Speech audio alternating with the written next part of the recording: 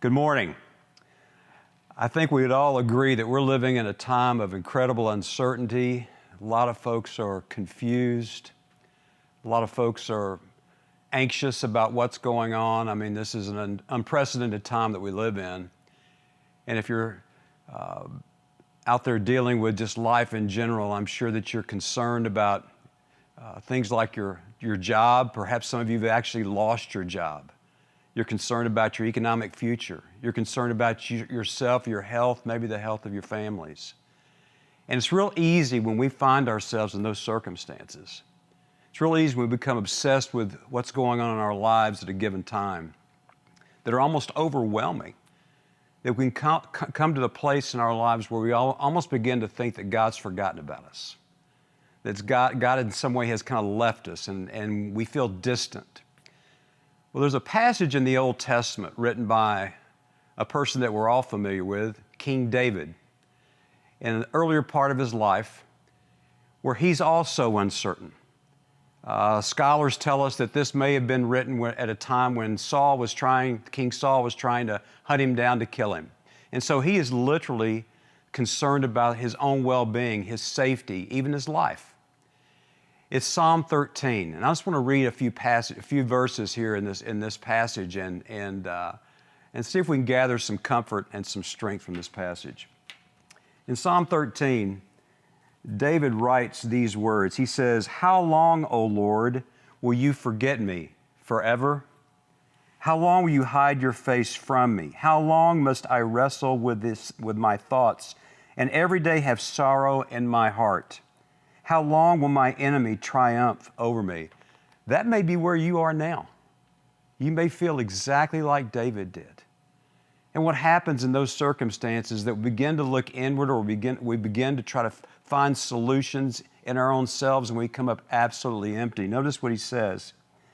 He says, how long will my enemy will triumph over me? And how long will I wrestle with my thoughts? In other words, he's looking inwardly.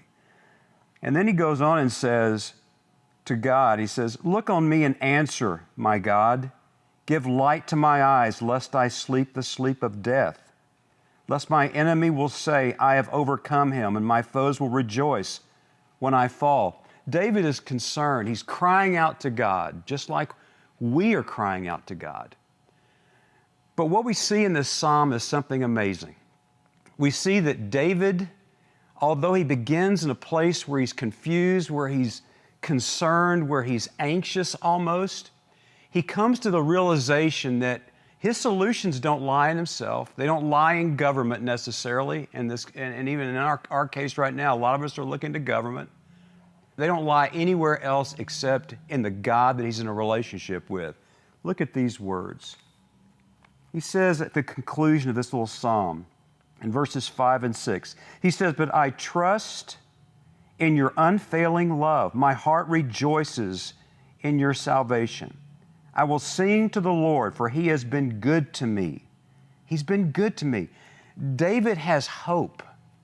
He has hope in a God that he can trust. In fact, the word that David uses, God's loving kindness, it's a word that means God's covenant loyalty. That means that God keeps his promises. And God will do that with us too. He's asking us in this time to come to him, to draw near to him, to trust him, to hope in him in the midst of our confusion, in the midst of our anxiety. And a couple of things I would just leave you with. First of all, be honest with God. Tell him how you feel. He's okay with that. He knows if you're hurting. So just be honest with him.